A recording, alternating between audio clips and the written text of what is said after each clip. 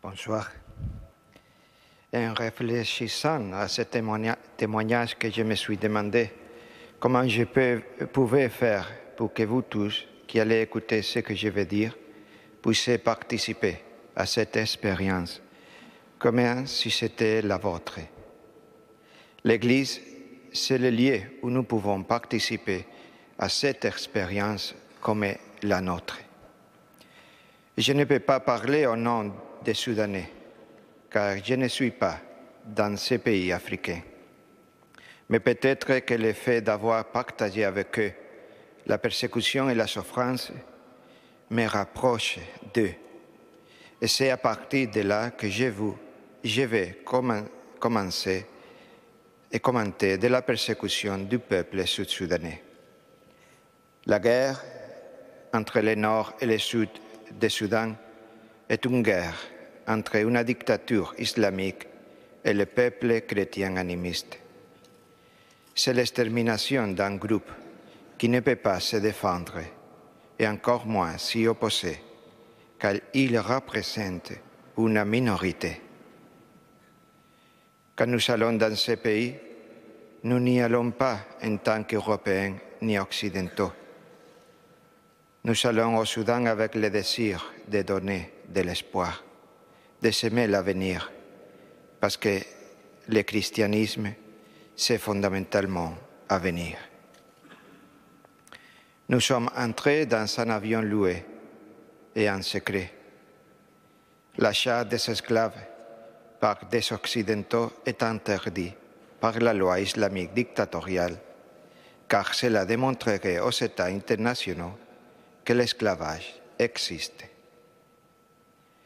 Si nous étions arrêtés, quelle serait la sentence dans un jugement religieux islamique? Espionnage, donc la peine de mort. L'entrée doit donc se faire secrètement, sans que personne ne le sache. Après de longues tractations, nous sommes arrivés à un accord avec les Soudanais du Sud.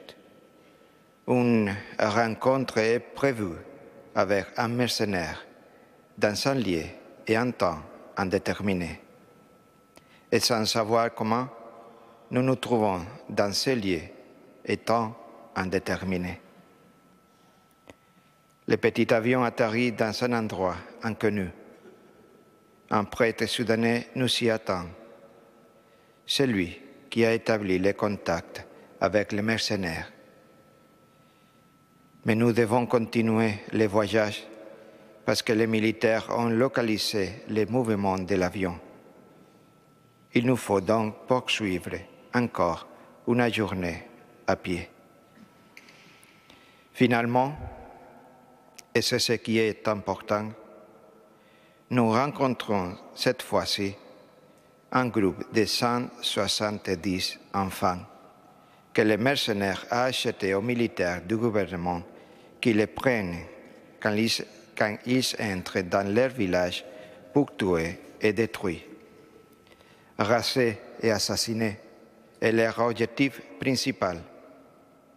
Mais quel avantage peut-on tirer de tout cela?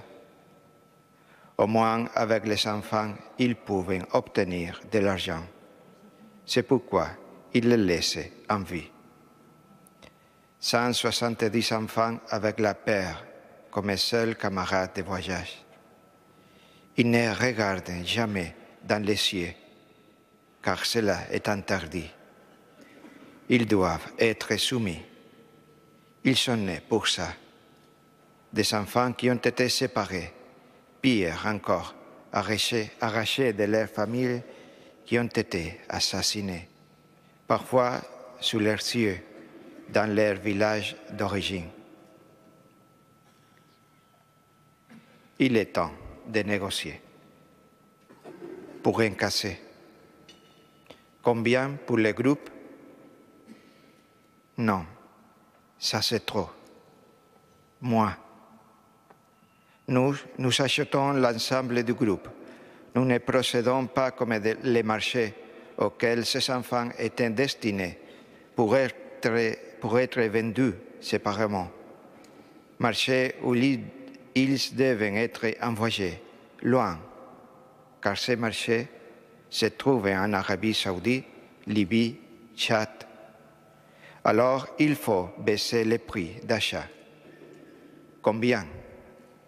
Nous continuons à négocier. Entre-temps, nous regardons les enfants qui étaient assis sur le sable, en train de supporter la chaleur, en attendant leur vente. Des enfants avaient des signes de cordes aux poignes. Voilà comment ils dorment, assis, appuyés sur des arbres, avec les mains nouées derrière des troncs, pour ne pas pouvoir s'échapper. La plupart d'entre eux sont nus, n'ayant rien qui les couvre, comme des vrais animaux. Nous continuons la négociation. Et la jeune fille, le mercenaire fait semblant de ne pas comprendre. La fille? Oui, la jeune fille. Dans le groupe, il y avait beaucoup de filles. Mais il y avait une qui s'appelait Adout, qui avait les jambes ensanglantées et infectées. C'est pourquoi elle ralentissait le rythme du groupe. Par conséquent, elle serait probablement abandonnée quelque part dans le désert en la laissant mourir. Personne n'achète un animal à mauvais état, a été la réponse du mercenaire. Adout était une jeune fille normale qui vivait dans son village. Elle nous a raconté que quand le gouvernement militaire islamique est entré dans le village, tout le monde a dû fuir pour éviter d'être capturé. Ils connaissent déjà leur sort. Ils tombent entre les mains de l'armée. Quand le soldat qui allait à cheval l'a vu fuir, il l'a poursuivi, a lancé la corde autour d'elle et l'a finalement traînée sur plusieurs kilomètres. Ensuite, il a abusé d'elle pour qu'elle apprenne à obéir. C'est comme ça qu'Adout s'est blessé les jambes. Elle n'a jamais pu être examinée ni soignée par aucun médecin. Et avec le temps, se sont infectés.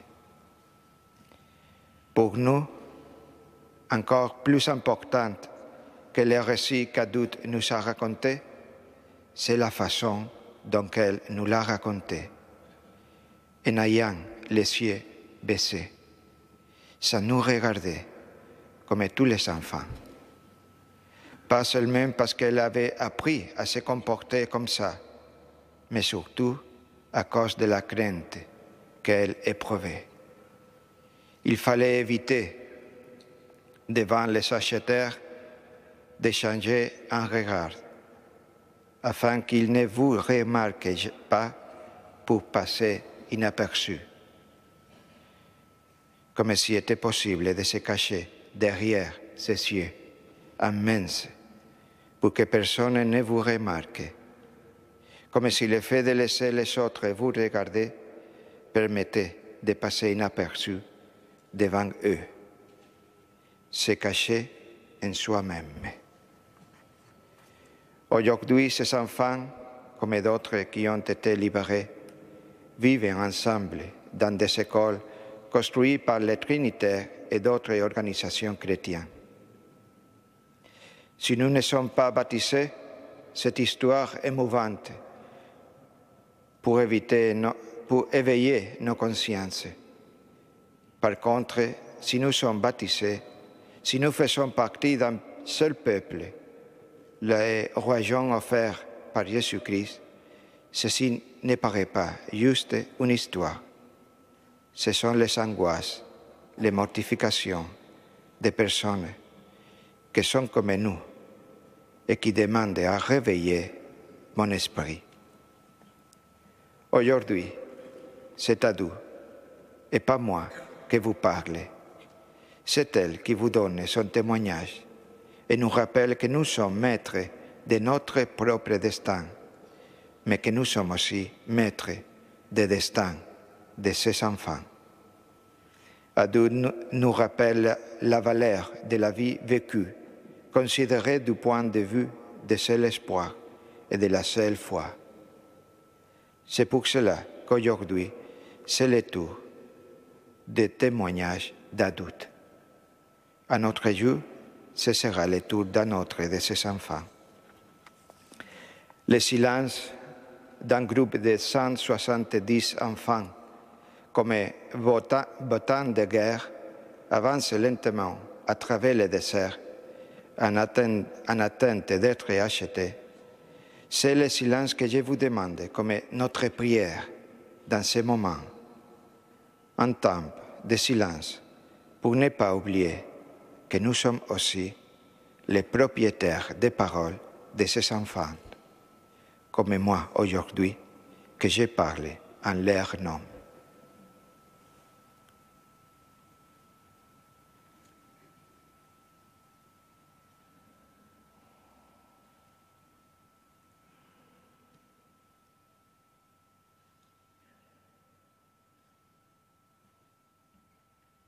Merci.